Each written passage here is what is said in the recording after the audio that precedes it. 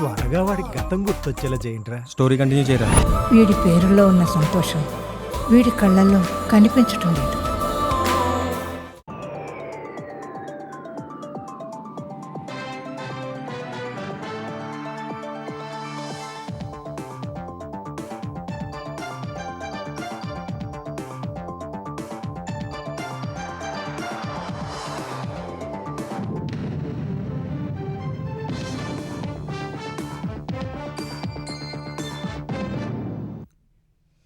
నమస్కారం, ఈటీవీ న్యూస్కు స్వాగతం. ముందుగా ముఖ్యాంశాలు.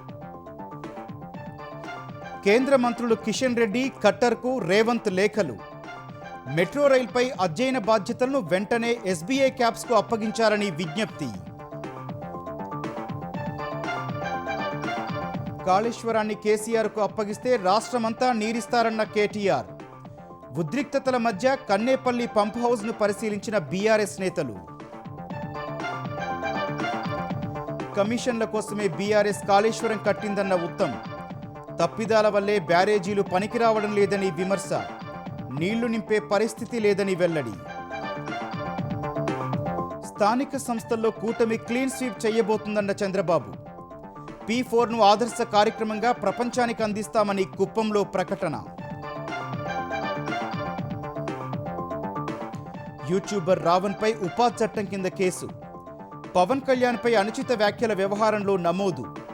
కోర్టులో హాజరుపరిచిన పోలీసులు. విశాఖలో గల్లంతైన 7 మత్స్యకారుల్లో ఒకరు సురక్షితం. మిగిలిన 6 కోసం గాలింపు చేపట్టిన నేవీ, కోస్ట్ గార్డ్ సిబ్బంది. ఇన్స్టాలో చిన్నారులపై లైంగిక వేధింపుల కంటెంట్ పట్ల కేంద్రం ఆగ్రహం. తక్షణమే తొలగించాలని హెచ్చరిక. ట్రెండింగ్ను అడ్డుకోవాలని స్పష్టీకరణ. ఇరాన్లో ఉద్వేగభరితంగా ఖమేనీ అంత్యక్రియల ప్రక్రియ. నేడు 1 కోటి మంది హాజరైనట్లు అంచనా.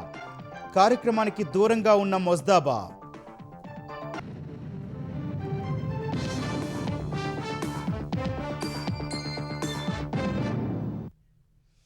హైదరాబాద్ మెట్రో రైలు ప్రాజెక్టుకు సంబంధించి ఇటీవల తీసుకున్న నిర్ణయాలను వెంటనే అమలు చేయాలని కేంద్ర ప్రభుత్వాన్ని ముఖ్యమంత్రి రేవంత్ రెడ్డి కోరారు. ఈ మేరకు కేంద్ర మంత్రులు కిషన్ రెడ్డి, మనోహర్ లాల్ ఖట్టర్కు లేఖలు రాసిన సీఎం మొదటి దశ టేకోవర్ ప్రక్రియ, 2వ ఫేజ్పై అధ్యయనం బాధ్యతలను ఎస్బీఐ క్యాప్స్కు వెంటనే అప్పగించాలని కోరారు. హైదరాబాద్ మెట్రో రైలు ప్రాజెక్టుకు సంబంధించి గత నెల 23-24 తేదీల్లో కేంద్ర మంత్రులు అశ్విని వైష్ణవ్, కిషన్ రెడ్డి, మనోహర్ లాల్ ఖట్టర్తో జరిగిన సమావేశాల్లో తీసుకున్న నిర్ణయాలు ఇప్పటికీ అమలు కాలేదని సీఎం రేవంత్ రెడ్డి అసంతృప్తి వ్యక్తం చేశారు. మెట్రో తొలి దశ టేకోవర్, 2వ దశ ప్రాజెక్టుకు కేంద్ర అనుమతుల్లో జాప్యం జరుగుతోందని తెలిపారు. ఈ మేరకు కేంద్ర మంత్రులు కిషన్ రెడ్డి, మనోహర్ లాల్ ఖట్టర్కు లేఖలు రాశారు. ప్రాజెక్టు ఆర్థిక, సాంకేతిక అంశాల పరిశీలన కోసం ఎస్బీఐ క్యాప్స్ను వెంటనే నియమించి అందుకు సంబంధించిన టర్మ్స్ ఆఫ్ రిఫరెన్స్, విధి విధానాలను ఖరారు చేయాలని లేఖల్లో కోరారు. ఈ ప్రక్రియ పూర్తయితేనే మెట్రో 2వ దశ అనుమతులు వేగంగా ముందుకు సాగుతాయని తెలిపారు. ఈ విషయంలో చొరవ తీసుకుని నిర్ణయాల అమలుకు సహకరించాలని కిషన్ రెడ్డిని సీఎం కోరారు. మెట్రో రైల్ ఫేజ్ 2 ప్రతిపాదనను 2024 జూన్ 24న కేంద్రానికి సమర్పించిన విషయాన్ని కేంద్ర మంత్రి ఖట్టర్కు రాసిన లేఖలో సీఎం గుర్తు చేశారు. కేంద్రం సూచించిన మేరకు ఎస్సీఆర్ఐ అప్రైజల్ పూర్తయిందని, కోరిన అదనపు వివరాలన్నింటినీ రాష్ట్ర ప్రభుత్వం ఇప్పటికే సమర్పించిందన్నారు. కేంద్ర ప్రభుత్వ మార్గదర్శకాలకు అనుగుణంగా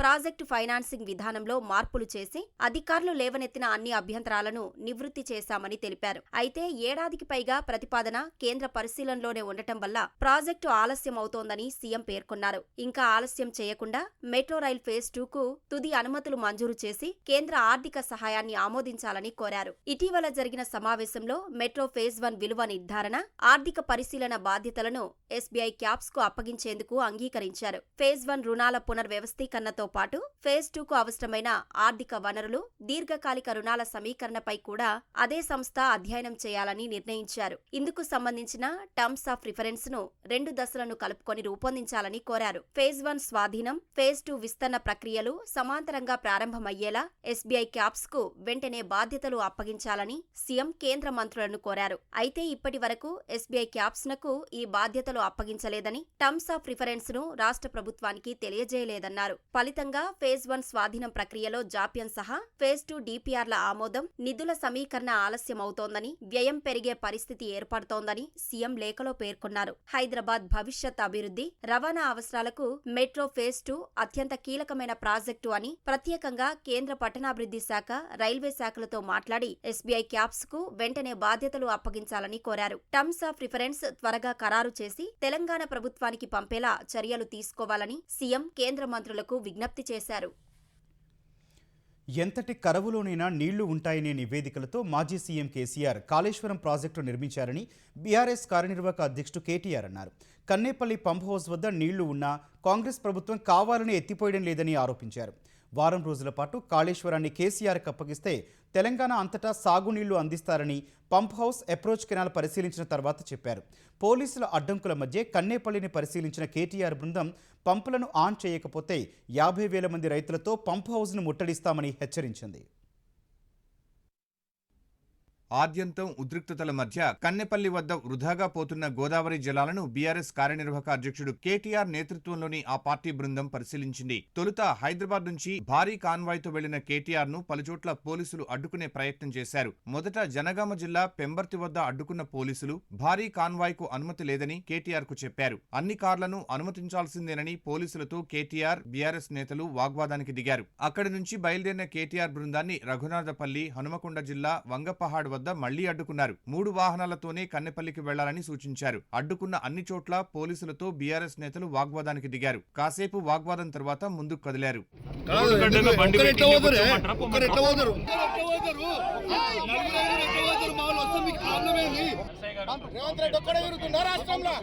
ఉద్రిక్తతల నడుమ కన్నెపల్లికి చేరుకున్న కేటీఆర్ పంప్ హౌస్ పరిశీలనకు వెళ్లారు. అయితే పంప్ హౌస్ కంపోజ్ లోపలికి అనుమతి లేదని పోలీసులు చెప్పగా మరోసారి పోలీసులతో వాగ్వాదానికి దిగారు. ప్రజాప్రతినిధులు అందరినీ అనుమతించాలని డిమాండ్ చేశారు. ఈ క్రమంలో బీఆర్ఎస్ నేతలు బ్యారికేడ్లు తోసుకుని లోపలికి వెళ్లారు. పంప్ హౌస్ అప్రోచ్ కెనాల్ పరిశీలించిన కేటీఆర్ మీడియాతో మాట్లాడారు. మేడిగడ్డ బ్యారేజీలో 2 పిల్లర్లు కుంగితే ప్రాజెక్టు పనికిరాదని ముద్రవేసిన సీఎం రేవంత్ రెడ్డి వారం రోజులు కాళేశ్వరాన్ని కేసీఆర్ కు అప్పగిస్తే రాష్ట్రం అంతటికీ నీరందిస్తారని చెప్పారు. కాళేశ్వరం రాష్ట్రానికి ఒక వరం. కేసీఆర్ గారు మనకిచ్చిన ఒక అద్భుతమైన వరం. 100 ఏళ్ల వరకు ఎంత కరువు వచ్చినా తెలంగాణలో రైతుకు ఆగం కాకుండా కట్టిన ప్రాజెక్టు కాళేశ్వరం. అయ్యా రేవంత్ రెడ్డి గారు, ఒక వారం రోజులు కేసీఆర్ కు కాళేశ్వరం అప్పచెప్పు, మొత్తం తెలంగాణ నిండా మళ్ళా నీళ్లు వారించి చూపెట్టే బాధ్యత మాది.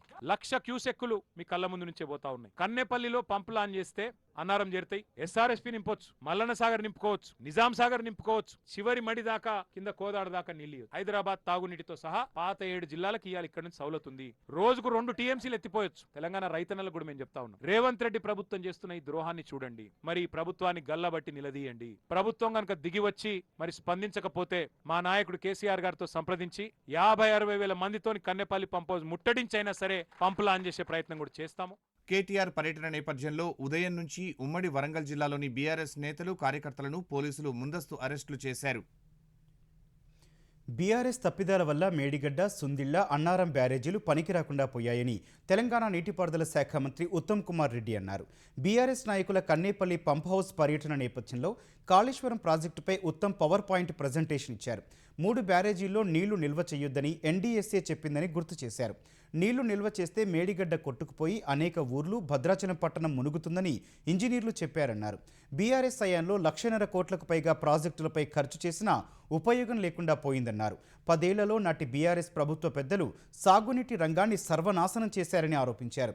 ఎన్డీఎస్ఏ తుది నివేదికను సమగ్రంగా అధ్యయనం చేశాక నిపుణుల బృందం వివిధ పరీక్షలు నిర్వహిస్తోందని తెలిపారు. వచ్చే వర్షాకాలం నాటికి 3 బ్యారేజీలను అందుబాటులోకి తెస్తామని ఉత్తమ్ వెల్లడించారు. కన్నెపల్లి పంప్ హౌస్ అది ఆన్ చేయి నీళ్ళు అంటున్నారు. ప్రాణహిత నీళ్లతో కోసం ఇది ఆన్ చేస్తే నీళ్లు అన్నారం బ్యారేజ్ పంపు చేయాలి. Annaram barrage foundation is suspect. ఈ సీకండ్ పైల్ ఫౌండేషన్ ఇది ప్రాపర్ గా లేదు.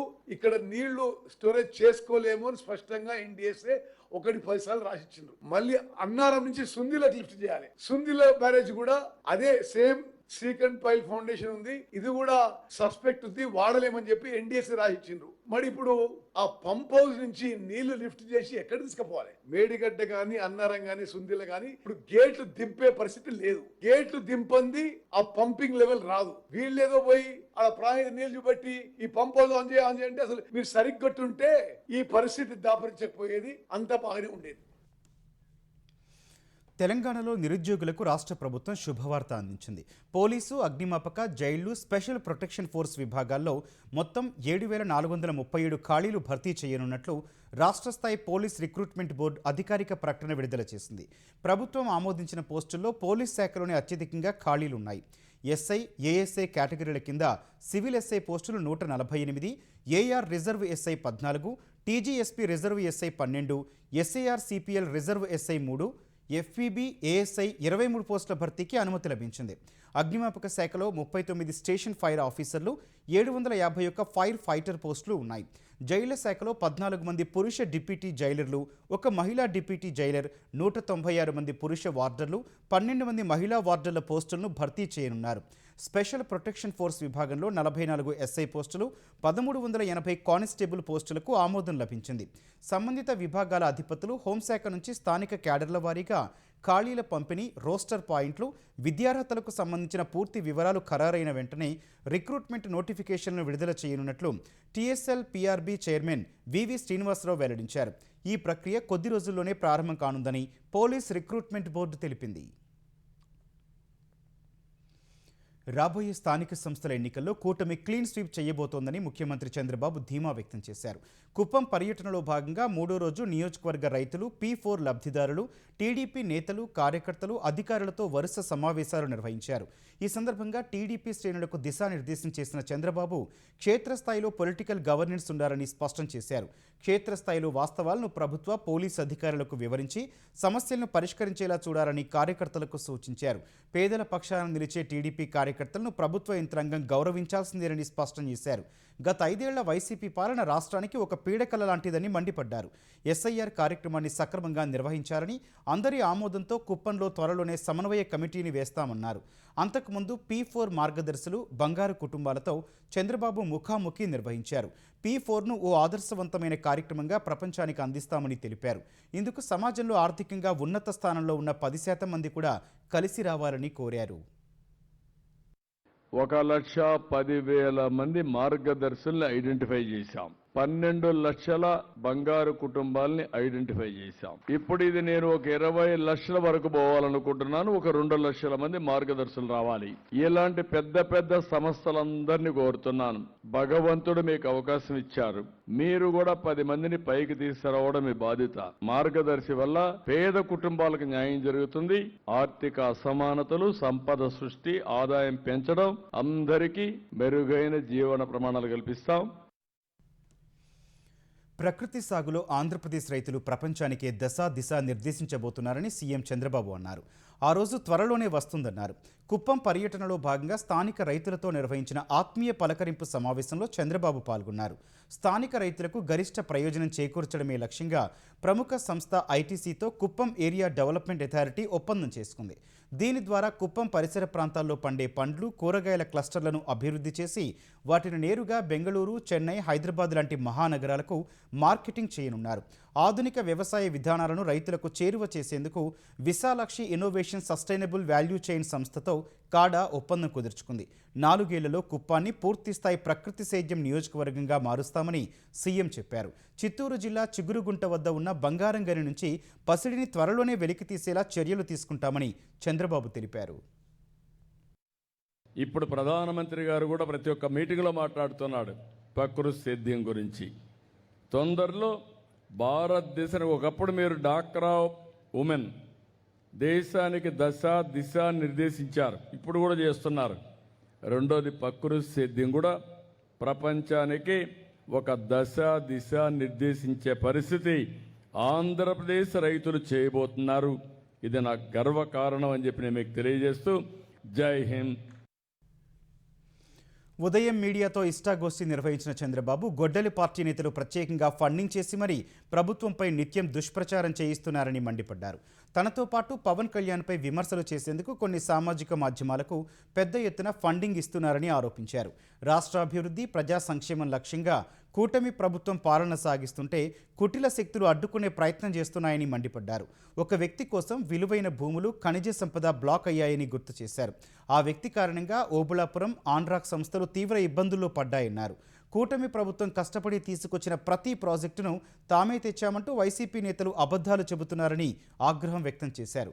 ఎవరెన్ని కుట్రలు చేసినా అభివృద్ధి మాత్రం ఆగదని చంద్రబాబు స్పష్టం చేశారు. కుప్పం నియోజకవర్గానికి భారీ ఎత్తున ప్రాజెక్టులు వస్తున్నాయని చెప్పారు.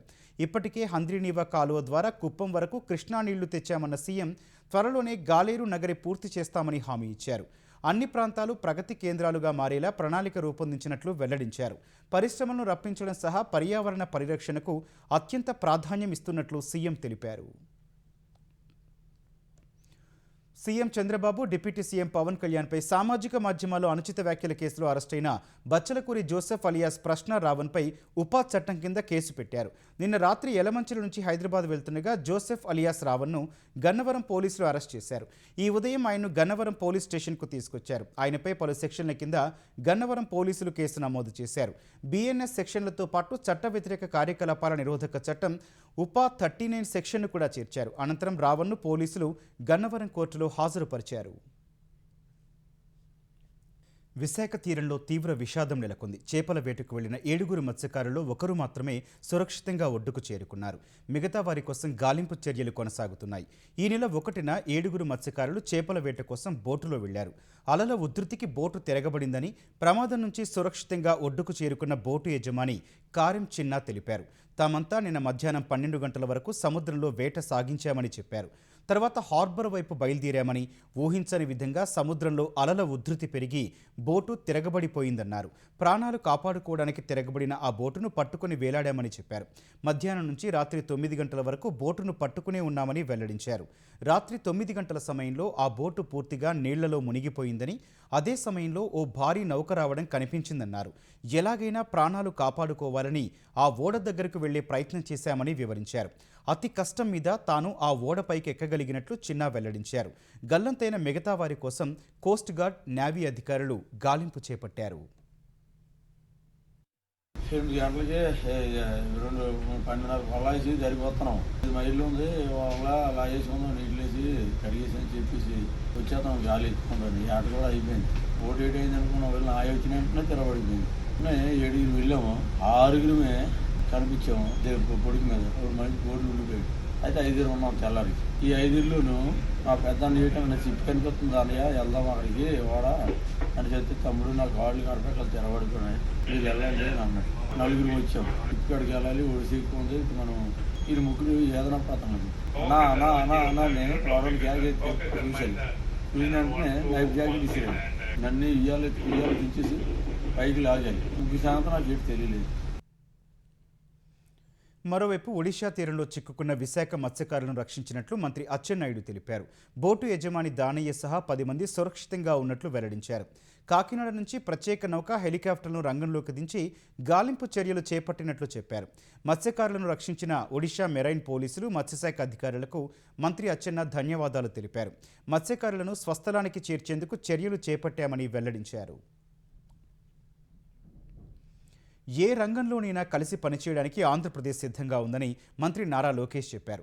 దక్షిణ కొరియా తొలి రోజు పర్యటనలో భాగంగా సియోల్ తెలుగు డయాస్పొరా సమావేశంలో పాల్గొన్న ఆయన ప్రవాసాంధ్రులంతా ఏపీ బ్రాండ్ అంబాసిడర్లేనని అన్నారు. భారత్లో కొరియాకు నమ్మకమైన భాగస్వామి ఆంధ్రప్రదేశ్ అని వ్యాఖ్యానించారు. కియా లాంటి మరిన్ని సక్సెస్ స్టోరీల కోసం ఎదురు చూస్తున్నట్లు చెప్పారు. ఏపీలో ఉన్న అవకాశాలను పారిశ్రామికవేత్తలకు వివరించాలని కోరిన లోకేష్, వేగవంతమైన అనుమతులు, పారదర్శక పాలనను తెలియచేయాలని కోరారు. ఏపీలో పెట్టుబడులు పెట్టాలని సూచించారు. ప్రతి ఆవిష్కర్త కంపెనీని తాము ఆదరిస్తామని ప్రకటించారు. ఐటీ, సెమీకండక్టర్లు, మొబిలిటీ, బ్యాటరీ టెక్నాలజీలు, green hydrogen, artificial intelligence, advanced manufacturing సహా ఏ రంగంలోనైనా ఆంధ్రప్రదేశ్ దక్షిణ కొరియాకు అత్యంత నమ్మకమైన భాగస్వామి కావడానికి సిద్ధంగా ఉందని స్పష్టం చేశారు.